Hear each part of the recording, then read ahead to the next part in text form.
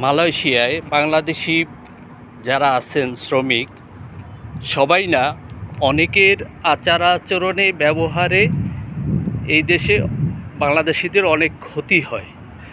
বাংলাদেশের মান সম্মান নিয়ে প্রশ্ন জাগে।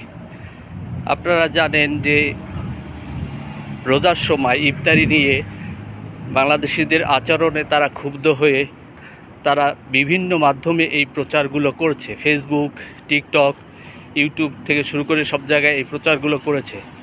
তাই আমরা বাংলাদেশি প্রবাসী যারা আছি, আমরা এই দেশের আইনকানুন মেনে চলব, নিয়ম শৃঙ্খলা মেনে চলব। বিশেষ করে আর একটা বিষয় হচ্ছে যে কোরবানিতে মানুষের বাসায় বাসায় গিয়ে মাংস টোকানো, এগুলো খুব খারাপ দৃষ্টিতে দেখে। এরা এইসব নিয়ে সমালোচনা করে, এগুলো তারা বিভিন্ন মাধ্যমে প্রচার করে।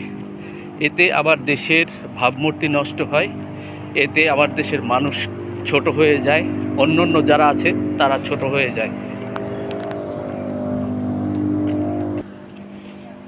আপনারা সবাই কম বেশি আয় রোজগার করেন এবং সারা বছরই আপনারা মাংস কিনে খান, সুতরাং একটা দিন অন্যের মাংস না খাইলেও কিছু হবে না।